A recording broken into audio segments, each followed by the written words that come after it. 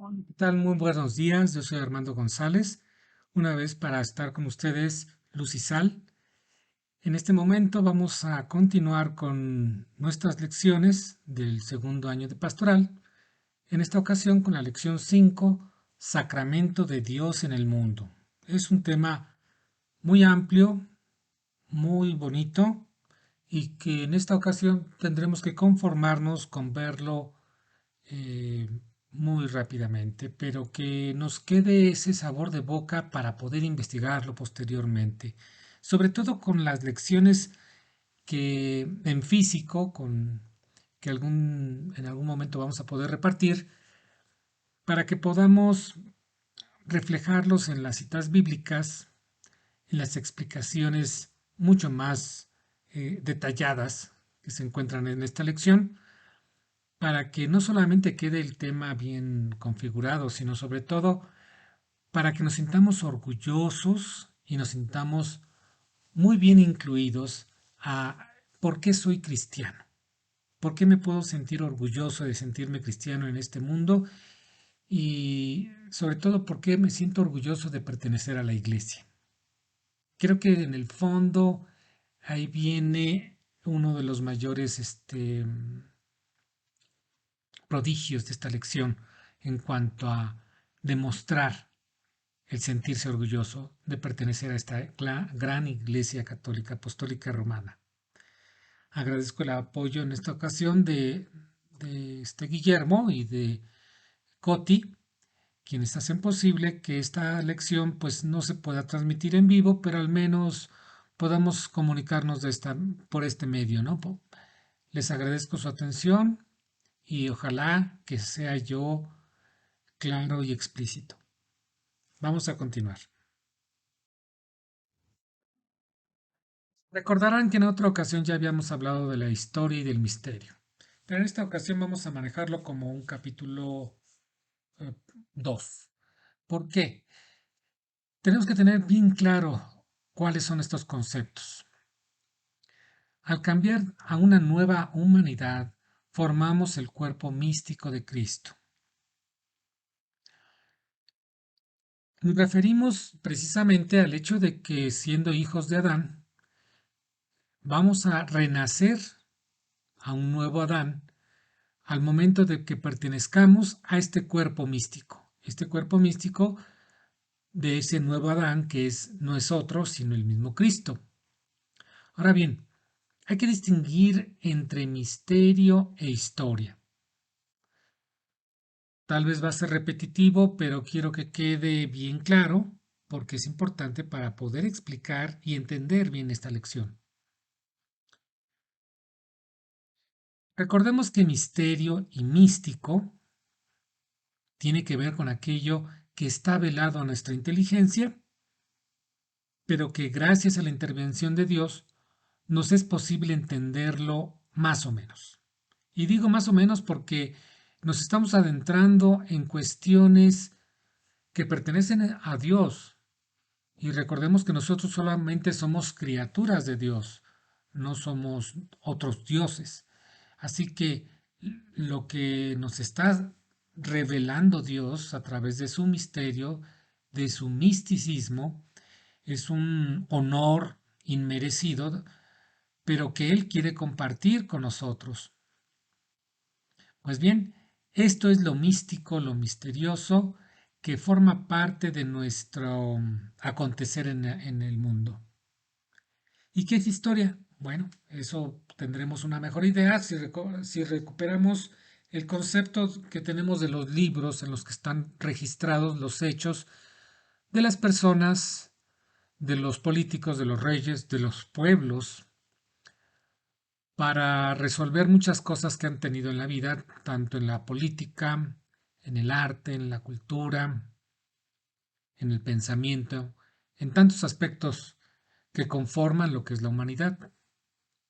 Entonces, si tenemos bien claro esto, lo místico, lo misterioso, tiene que ver con Dios y que solamente Él revela si quiere. Y lo histórico es lo que nos compete a nosotros, es decir, todo nuestro hacer es histórico. Habrá algún historiador que dice, no, lo histórico es lo que ha sido trascendental para el mundo y para otras personas, ¿no? Pero si te fijas, eso es una interpretación. La historia no tienes que ser un Napoleón, no tienes que ser un Luis Pasteur, no tienes que ser alguien cuya trascendencia le hayan permitido formar parte de la historia escrita, de las esculturas, o cuyo nombre ya no se pierda dentro de la memoria colectiva. Tú, simplemente por ser un ciudadano, por ser una ciudadana, una persona de bien, inclusive una persona de mal también puede ser histórica, eh, hace su propia historia. Tu historia de vida trasciende en el momento en que tú tienes conciencia de tus propios actos y determinas tu destino. Eso es tu historia y podría ser una historia importante que afecte a otros. O puede ser una historia más modesta que corresponda solamente a los que intervienen a tu alrededor, tu familia, tus seres queridos más cercanos. Pero es tu historia finalmente. Vamos a transformarnos entonces en nuevas personas que participen del cuerpo místico de Cristo. ¿A qué nos referimos? A que nuestra historia va a ser como una de tantas, o puede ser una historia única. Lo interesante es que al combinarla con el misterio o con el místico Cristo, nuestra realidad se transforma. Nos volvemos nuevas personas. Nos volvemos seres que, aunque somos mayoritariamente históricos, empezamos a incursionar en el aspecto místico. Es decir, participamos de aquello que es divino. Y en ese momento podremos decir que pertenecemos al cuerpo místico de Cristo. Recordarás que es el cuerpo místico de Cristo porque ya habíamos hablado de eso en la lección pasada. El cuerpo místico tiene que ver precisamente con la iglesia. Y en esta dimensión hay que recordar también que esta iglesia ha sido fundada por Cristo en Pedro, pero siendo Cristo siempre la cabeza de este cuerpo místico. Los demás partes de este cuerpo místico, que somos los órganos, las extremidades, somos tú y yo, que somos tan importantes, no importa que seamos el cabellito más chiquito o la uña del dedo más chiquito del pie, no importa. Cada uno de nosotros somos importantes y lo que le pase a uno nos afecta a los demás. Por eso, en esta analogía, Cristo quiere que formemos esa iglesia, una iglesia en la que nosotros podamos llamarnos hermanos, más allá de un sentido consanguíneo, hermanos en la confianza y hermanos en el amor, el ayudarnos unos a otros, el querernos unos a otros, el sufrir unos con otros, pero teniendo siempre a Cristo como cabeza. Eso no va a cambiar. Así tenemos una iglesia que tiene un elemento humano, que es lo histórico, y un elemento divino, que es lo místico. Esta es la iglesia de la que estamos hablando. Es el lugar al que tú y yo pertenecemos, o pretendemos pertenecer. El elemento histórico engloba lo visible y perecedero, en tanto que lo místico es lo espiritual y eterno. Si tomamos en cuenta que nuestra realidad es eminentemente histórica, tú y yo nos damos cuenta que pues no tenemos gran futuro después de que nuestro cuerpo empiece a fallar o si acaso tenemos un accidente. Pero lo interesante, lo trascendental de todo esto es que Dios no quiere que terminemos como cualquier ser humano, ser vivo que termina su ciclo y regresa a la tierra. Quiere que seamos trascendentes con Él. Quiere que seamos místicos con Él. Y para ello se conforma esta unión entre lo histórico de lo humano y lo místico de Dios. El plan salvador de Dios se integra en esta historia. Pero antes que nada vamos a entender algo con respecto a esto de lo que estamos hablando, de este cuerpo místico, de esta iglesia. Hay que hablar de unidad. Unidad que es el principio de todo.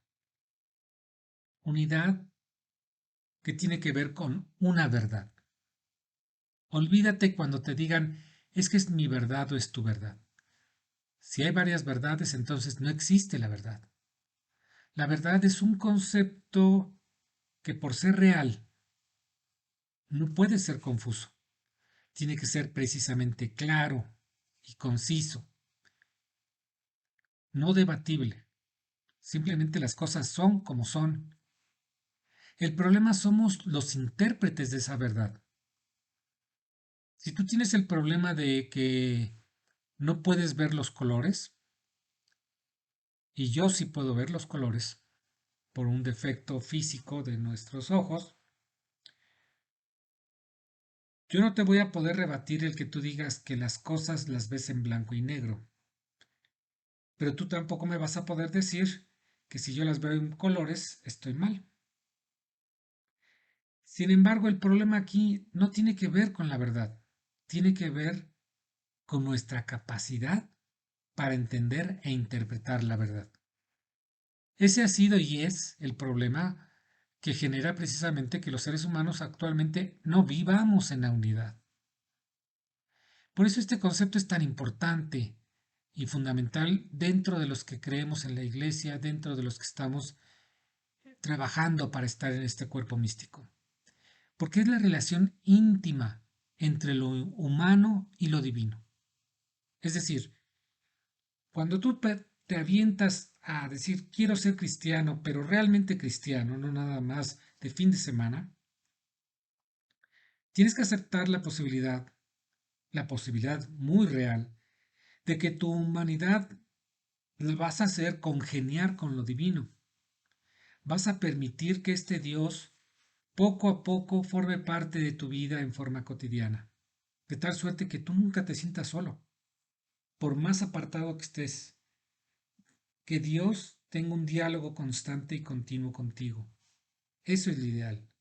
Y en esta relación, seres humanos y Dios, se establece también una unión entre lo visible y lo espiritual, entre lo histórico y lo místico, como ya hemos dicho.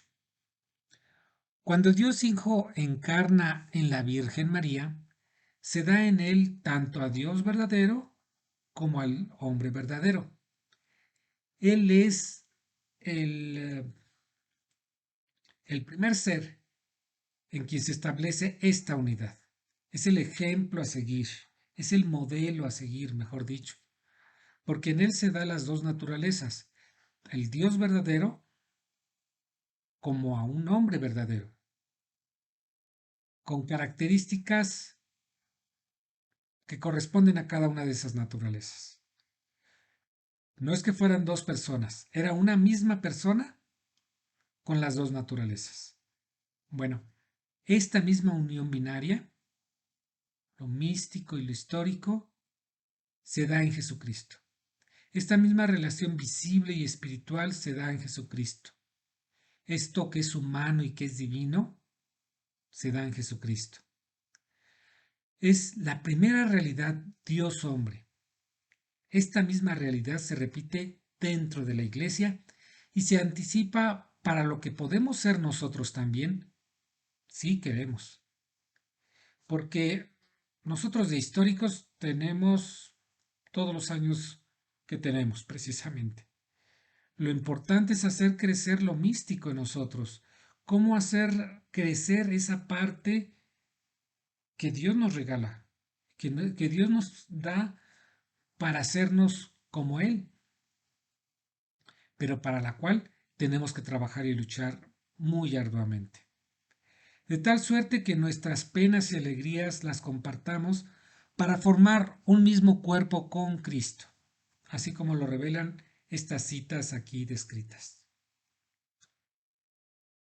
Cuando tú te vuelves más místico, es decir, cuando tu relación con Dios se vuelve más estrecha, Dios guía tus caminos, Dios guía tu forma de trabajar, de conducirte con otras personas, Dios guía tu forma de ver la realidad y cómo enfrentar los problemas, cómo sufrir las penas y cómo disfrutar las alegrías. El hecho de que te unas más a Dios no es para que te dé suerte, no es para que tengas fama, te vaya bien en la vida. eh, vamos, esto no es un amuleto. Recordemos que no estamos adorando a un ídolo, estamos queriendo amar a Dios. Y amar a Dios implica tener una conciencia nueva, un nuevo Adán, un nuevo hombre, una nueva mujer, que enfrenta con valor y con amor las realidades que les toca a cada uno presentar. Porque independientemente de cuál sea tu situación, independientemente de cuál sea la circunstancia que tengas tú que vivir, al momento en que Dios toca tu vida y lo dejas conducir tu vida por Él, te vas a dar cuenta que puedes tener los mayores problemas de la vida, pero con Dios adquieres la conciencia y la fortaleza de que en Él todo lo puedes. Pero también vas a descubrir que las alegrías son más fáciles y más disfrutables. No necesitarás ganarte la lotería, no necesitarás necesariamente eh, ganar el premio Nobel o el reconocimiento, la fama o la gloria humanas. Bastará con un amanecer que sepas apreciar, te va a dar una alegría enorme, sin necesidad de drogas, sin necesidad de regalos, sin necesidad de aspectos materiales que te incentiven a creer y sentir a Dios en tu corazón. A esto se refiere todo a la unidad. Todo esto lo vas a experimentar si conduces tu vida a esta unidad con Dios, a esta relación íntima con Dios. Porque aunque Dios y tú están diferenciados, es decir, son diferentes, Dios espera que nosotros nos hagamos uno en Él. Es decir, que nos dejemos conducir por su consejo y por su amor, para trabajar y ser como Él. Trabajar y ser como Él, pero desde la perspectiva de cómo es Coti, desde la forma de ser y desde la profesión que tiene Guillermo, desde la situación que vive Dulce, siendo madre de una chica. Es decir, cada uno de nosotros tenemos diferentes situaciones en las cuales no podemos equiparar unos a otros, pero en las cuales sí se puede manifestar un mismo Dios. Y eso es lo bonito de esto, que es trabajar por la unidad. Porque desarrollamos la capacidad de amar, de perdonar, de admirar sin envidia, de ser dóciles al espíritu de entrega y de ser serviciales en la comunidad o unidad de creyentes que formen parte del cuerpo místico de Cristo que es la Iglesia. Esto del servicio, híjoles, cómo nos falta. Me cuesta trabajo y no puedo evitar reconocer, debo reconocer que pues en ocasiones me molesta encontrar cuánta gente tienes que tratar en la calle y que se dedica a dar un servicio, ya sea una venta, algo tan simple como una venta en una tienda, o un servicio de algún oficio, o algún servicio, por ejemplo, el chofer de un camión, del metro o de cualquier transporte, y que te des cuenta que la gente no tiene ni sentido, no tiene ni idea de lo que es el sentido del servicio.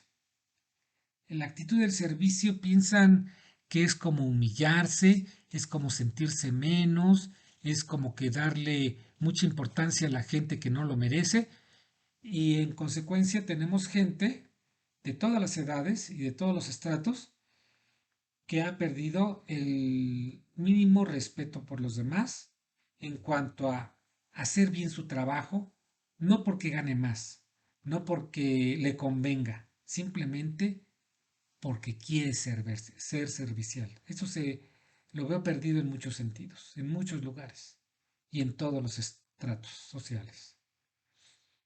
Porque nuestra soberbia nos lleva a creer que ser servicial es como ser un tonto, es como ser un esclavo, ¿no? Y no, no tiene nada que ver con eso. Tiene que ver mucho con el amor que es unidad y que le falta tanto a este mundo. En consecuencia, vamos a tener que explicar otro concepto, que es el de la unicidad, que también proviene de la misma palabra, unidad. Pero en este caso, simplemente por ese cambio en las últimas letras, hay que explicar a qué se refiere. Si la unidad es trabajar para ser todos como un uno, la unicidad se refiere a que trabajemos para que todos creamos y todos nos hagamos uno. Es decir, es la actividad para hacernos uno entre todos. Es la tendencia de la Iglesia fundada por Cristo. Así como estamos unidos en un mismo credo, se espera que las otras iglesias y las otras religiones algún día también acepten la unidad con nosotros. Esto es un sueño que para algunos es una utopía, es decir, un sueño imposible, pero que si Cristo lo está entregando como una posibilidad es porque es real. No importa que nosotros lo creamos o no. Es un mandato y es algo que Él espera que nosotros colaboremos.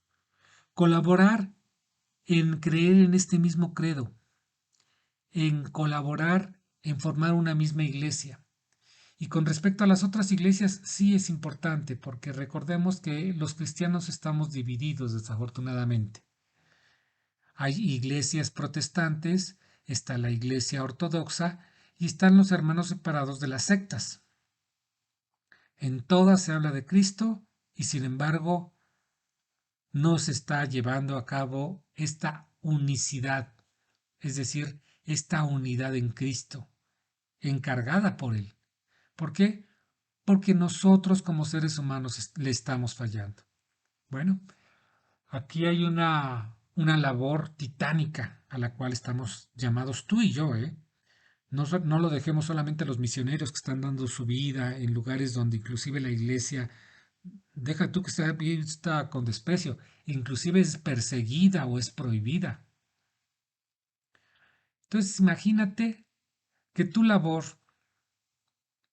para con otras iglesias, para con otras personas que medio conociendo a Cristo no lo conocen, es que tú como abuelita, como abuelito, como padre de familia, como tío, como hermano, incluso como hijo, porque también se han dado este problema, evangelicemos o reevangelicemos a nuestros seres queridos. Que Cristo sea conocido una y mil veces para que generemos esa unidad de la iglesia, para que nuestra familia no se divida, para que nuestros hermanos no anden buscando por aquí y por allá y terminen en otras iglesias que les impiden hablarnos porque nosotros somos católicos. A eso se refiere la acción de la unicidad. Imagínense que esto es arduo y es una guerra sin cuartel y silenciosa que se da en nuestros días. Hay otra que también proviene de otras culturas, de otras religiones, porque algún día también acepten la unidad con nosotros. Los que no son cristianos, los que son musulmanes, los que son judíos, los que son budistas, los que son animistas, taoístas, los que no tienen religión o que dicen que no tienen religión. Estamos llamados no a obligarlos a que crean en la iglesia como en otros tiempos, ¿no? Esos tiempos ya pasaron porque nuestra conciencia ha evolucionado y sabemos que nada debe imponerse por la fuerza. Pero al menos debemos dar la opción a que la gente, todas las latitudes, de todas las culturas, de todas las eh, um, actividades y situaciones, sepan que existe un Cristo que está invitando a todo el mundo a esta unidad en el amor y esta unidad en la trascendencia. La amplitud del llamado de Cristo no tiene límites, como no tiene límites su amor. Su plan de salvación no conoce fronteras y a nosotros nos llama para colaborar en esta misión. Obviamente en la medida de nuestras fuerzas. Si tú no puedes viajar, si tú no tienes una familia, pues obviamente no puedes ser un misionero. Pero puedes ser misionero en tu comunidad. Eres misionero en tu familia. Ya hemos hablado de que por el hecho de nosotros estar imbuidos en el estudio de la Biblia, en estos, en estos pasajes o lecciones de la escuela de pastoral, simplemente con el hecho de ir a misa y tratar de comulgar, de estar en comunión con Dios, vamos a ser señalados inclusive por seres que nos quieren o decimos que nos quieren y que nosotros queremos dentro de nuestra familia. Los mojigatos, los persinados, cuántas cosas no nos dicen, ¿no? Los ignorantes finalmente.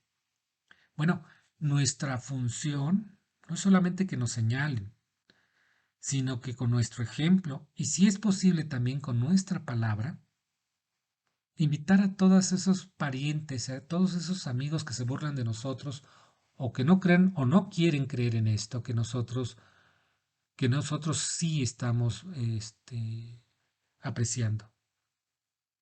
Porque también tengo otras ovejas que no son de este redil. También esas tengo que llevarlas y escucharán mi voz. Habrá un solo rebaño y habrá un solo pastor. Mateo 8:11. Dios desde esa época, desde hace 2000 años, Él estaba consciente de que no obstante el esfuerzo por la evangelización que se ha estado llevando en todos los continentes, siempre va a haber gente que no conozca a Cristo. Y no necesariamente porque sea su culpa. Quien nació budista y que no conoció a ningún cristiano, pues no tiene la culpa de no conocer a Cristo. Pero que tenga la opción de saber que existe Cristo, eso es más importante. Porque entonces podremos darnos cuenta que aquello que dice mucho que todas las religiones son buenas, no es tan cierto. En efecto, hay religiones en las que pues por no conocer a Cristo han buscado a tientas y como han podido encontrar esta relación con Dios. Los verbos, las semillas del verbo están esparcidas en todo el mundo y en todas las culturas y en todos los tiempos. Pero una vez que conozcamos a Cristo, una vez que comprendamos la trascendencia de este llamado, mucha gente puede convertirse al cristianismo y al cristianismo católico. Déjenme decirles, la cosa es que necesitamos católicos convencidos, católicos convertidos que tengan un testimonio de vida fuerte y además que trabajan por su iglesia. Tú y yo estamos llamados a esto. Trabajar en ese cambio de conciencia, en esa nueva humanidad, en ese nuevo Adán que está en nuestros hermanos. A eso, a todo y un poquito más, se refiere la unicidad, hacernos uno con Él. En esta unidad en la que más adelante lo vamos a ver creo que en la lección 7, vamos a ver que cómo la Iglesia sí ha trabajado porque esta unicidad se pueda dar. Y ya hay pasos importantes e interesantes. Pero hay mucho todavía por hacer. Nosotros no lo vamos a ver todavía porque, pues, aparentemente las cosas se han complicado, pero pues uno nunca sabe, ¿no? Y en mi vida podría yo pensar, el hombre llegó a la luna, se cayó el muro de Berlín y llegó una pandemia que paralizó a todo el mundo, a todas las religiones y a todos los sistemas políticos. ¿Qué más sorpresas pueda yo alcanzar a ver? No lo sé.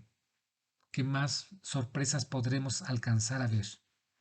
Sí, es interesante, ¿no? Volvamos ahora nuevamente a los tres conceptos que hemos estado manejando y que hasta ahora parecerían que son sinónimos. Cuerpo místico, iglesia y reino de Dios.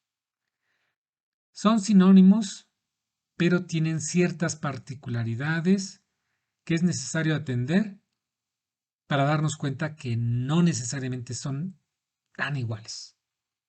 Ojalá que no nos confundamos. La iglesia es el cuerpo místico de Cristo. Esto es correcto. Pero cuando decimos cuerpo místico, no nos estamos refiriendo a la iglesia como institución, como una dimensión específica. Nos estamos hablando de cómo funciona la iglesia. La iglesia funciona como un cuerpo, donde Cristo es la cabeza y tú y yo formamos parte de ese cuerpo.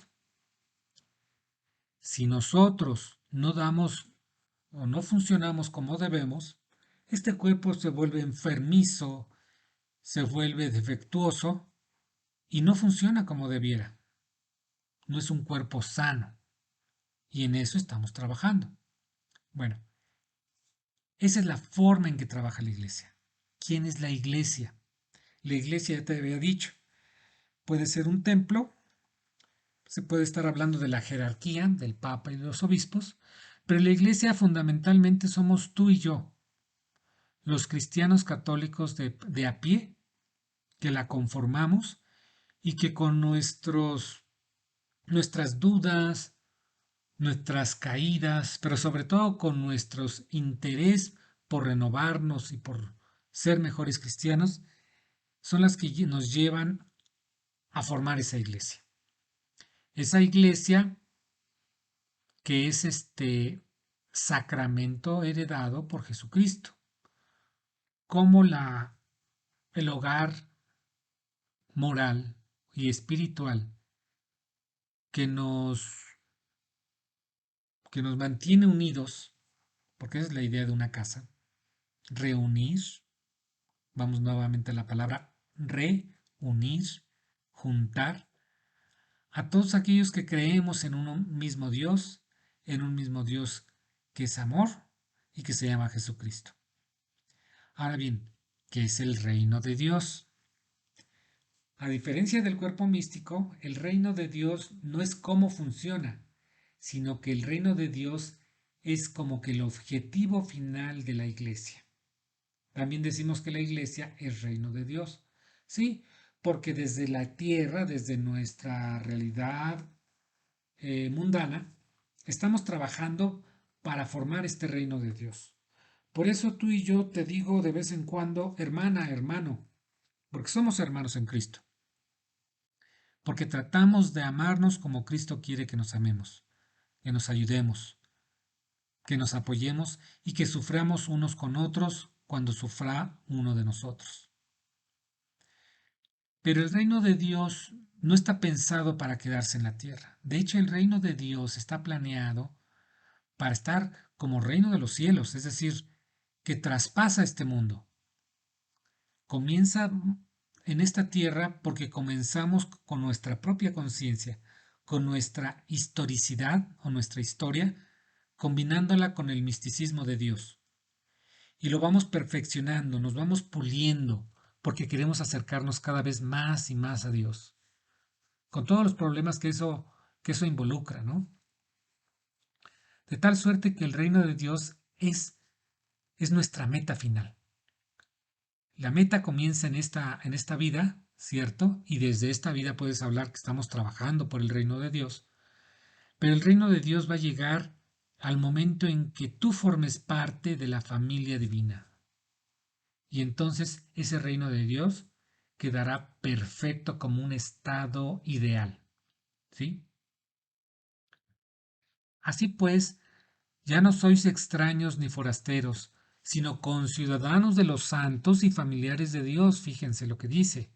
Es decir, que tú y yo estamos llamados a ser santos y ser tan familiares a Dios como Jesucristo mismo. Edificados sobre el cimiento de los apóstoles y profetas, siendo la piedra angular Cristo mismo, en quien toda edificación bien trabada se eleva hasta formar un templo santo en el Señor, en el que vosotros también estáis siendo juntamente edificados. Otra vez la palabra unión, ¿no? Hasta ser morada de Dios en el Espíritu. Ya les dije también que hay una piedra llamada Pedro, sobre la que se edificó la iglesia. Y aquí habla también de la piedra angular que es Cristo mismo. No hay ninguna contradicción, simplemente Pedro es la piedra histórica de esta iglesia, Cristo es la piedra mística de esta misma iglesia. Mística porque es la parte perfecta de la iglesia, la parte eterna y divina. En tanto que Pedro, San Pedro, ante Simón, forma la parte histórica. Y es histórica porque después de San Pedro han venido una serie de obispos que han gobernado esta iglesia hasta llegar al Papa Francisco.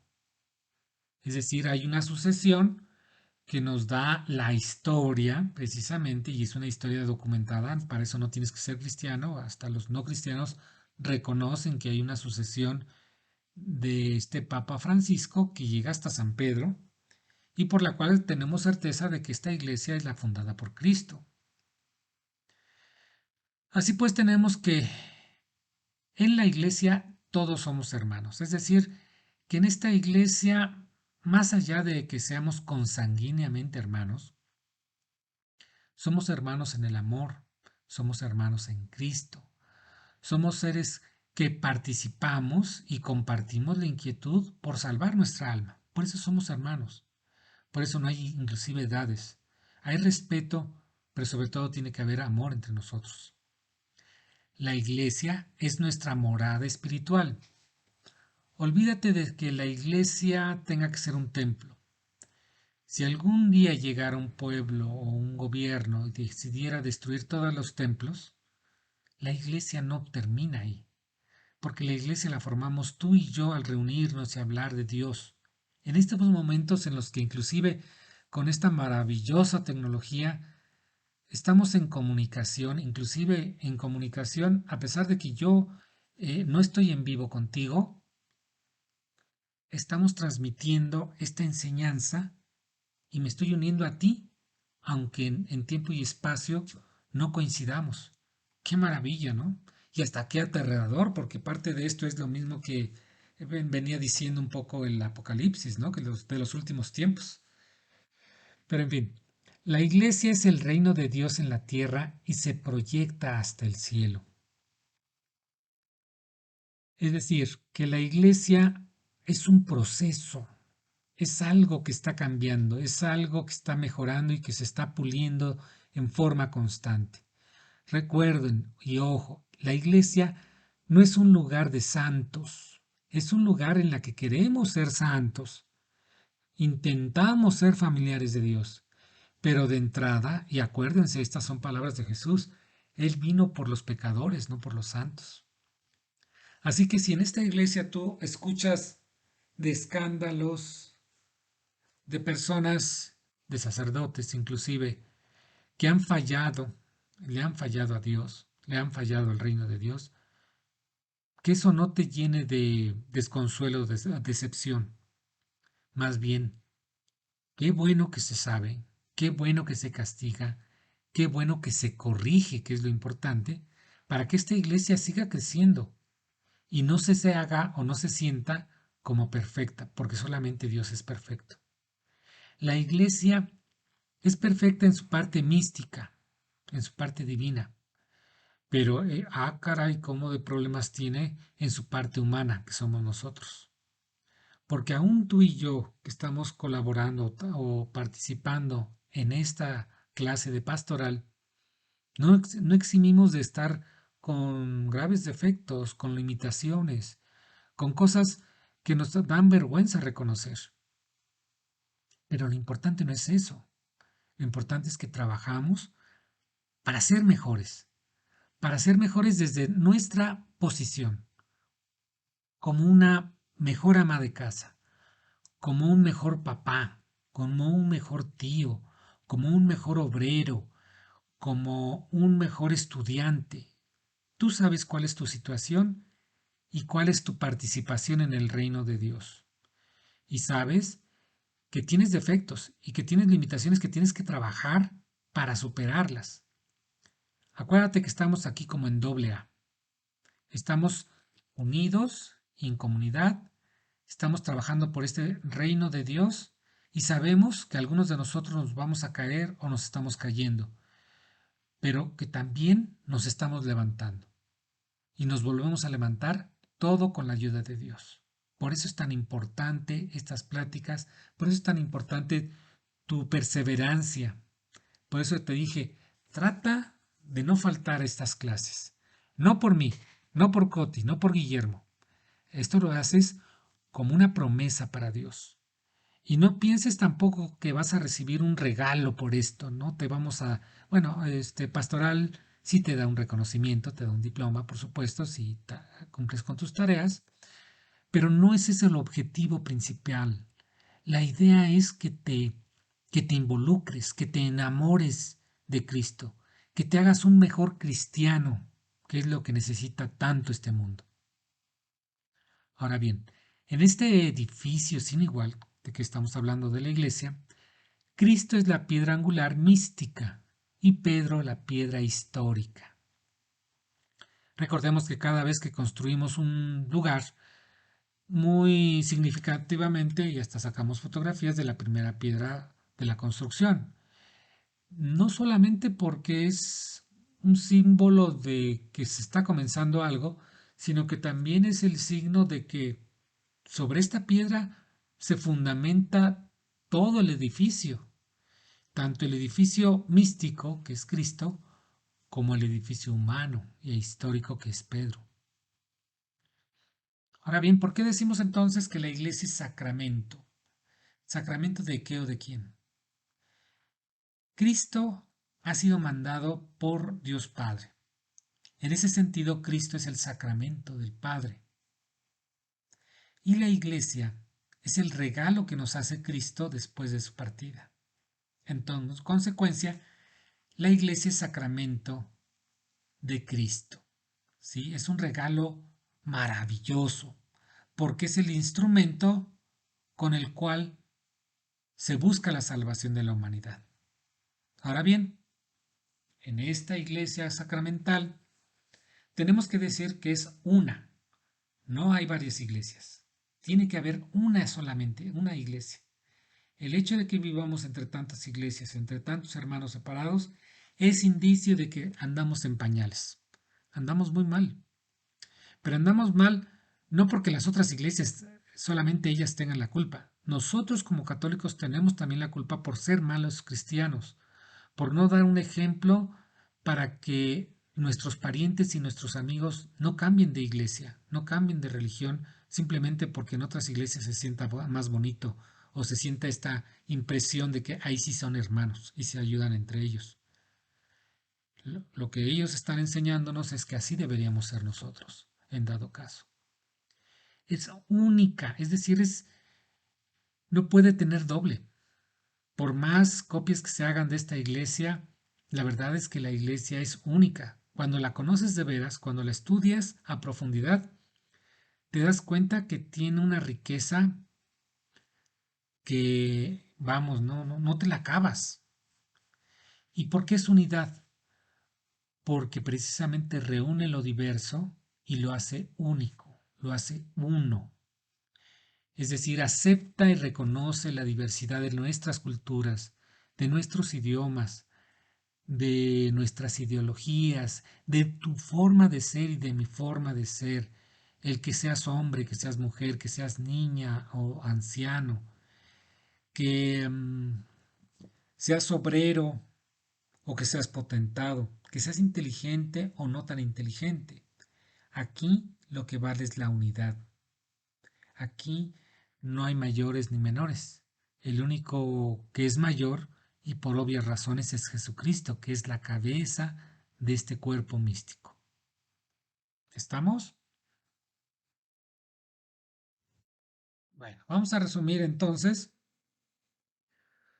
con estas breves resoluciones para poder contestar el cuestionario, que a continuación espero que Guillermo o Coti puedan hacerles, ¿no? El testimonio de palabra y obra de Jesucristo nos explica que la Iglesia es el instrumento y sacramento divino para salvar a la humanidad. Ojo, cuando alguien te pregunte, ¿cómo sabes que estás en la Iglesia de Jesucristo? Tú con la mano en la cintura puedes decirle, porque Jesucristo lo dijo.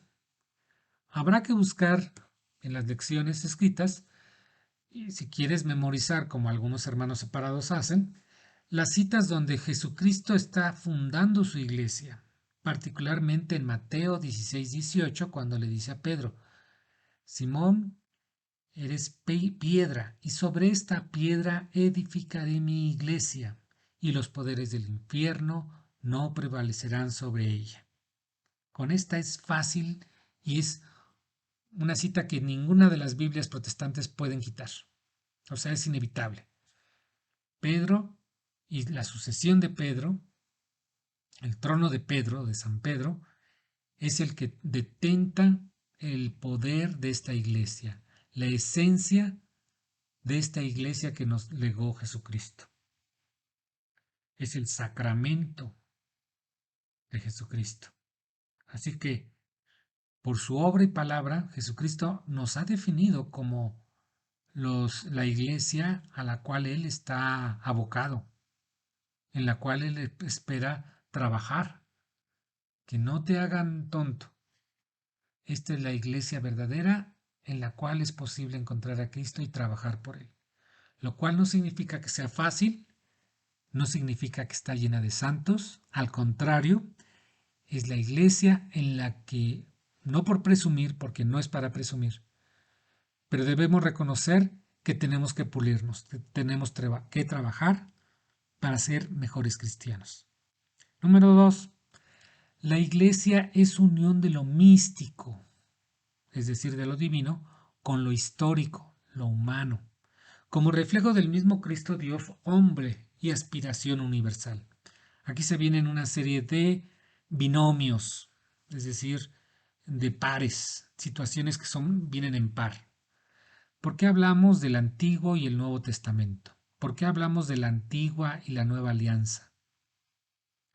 Cuando que los dos vienen reunidos en un mismo libro que es la Biblia. ¿Por qué hablamos de lo místico y lo histórico que conforman el cuerpo místico? Porque lo místico es la cabeza, que es Cristo, y lo histórico es el cuerpo de ese cuerpo místico, que es lo humano. Fíjense, otra vez, los dos en uno. ¿Quién es Cristo mismo? Cristo es Dios verdadero y es hombre verdadero. Dos en uno, otra vez. Y si te fijas, en esa diferenciación no es para que nos sintamos confundidos, es para que entendamos que la naturaleza de lo uno es complicado, pero no por ello tiene que ser difícil de aceptar. Esta unidad, formada por dispares, para ser pares,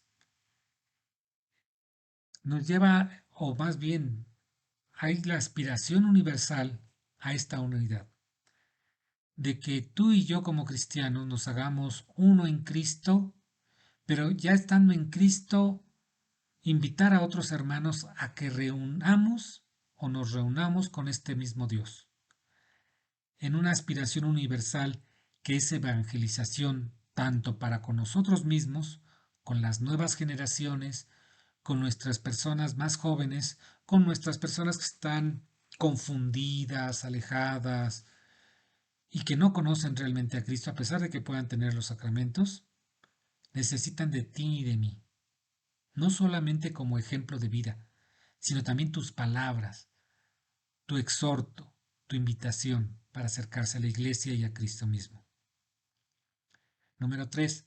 Así como Cristo proviene del Padre, aunque ambos son Dios, la iglesia es sacramento de Cristo, como su herencia para nosotros. Lo que ya habíamos mencionado, Cristo es sacramento de Dios Padre, la iglesia es sacramento de Cristo. Y como consecuencia también es instrumento y medio de salvación para toda la humanidad.